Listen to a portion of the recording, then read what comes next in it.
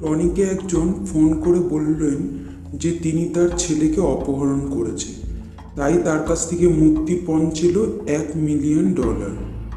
Tony তার স্কুলের শিক্ষিকার কাছে ফোন করে জিজ্ঞাসা করলেন তার ছেলের সম্পর্কে।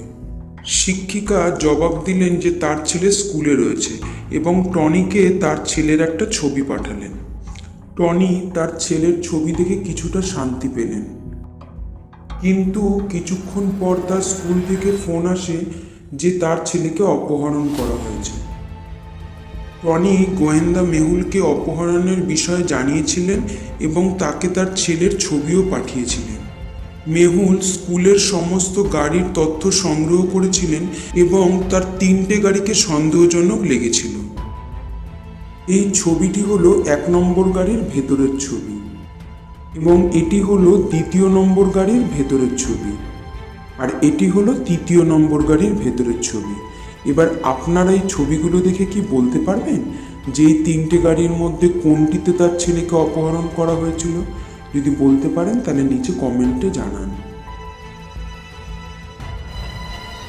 कुछ समझे दया।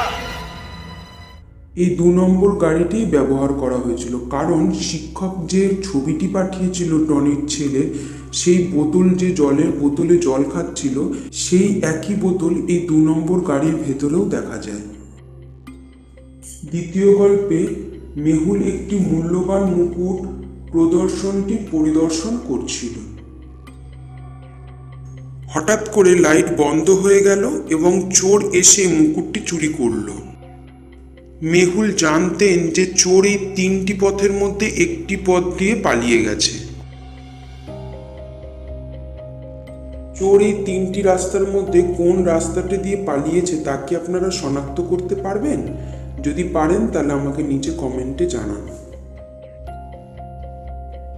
চোর 3 নম্বর রাস্তা দিয়ে পালিয়েছিল, কারণ চোরের পায়ে কোনো জুতো ছিল না, তাই তার পায়ের ছাপগুলো 3 নম্বর রাস্তায় দেখা যাচ্ছে।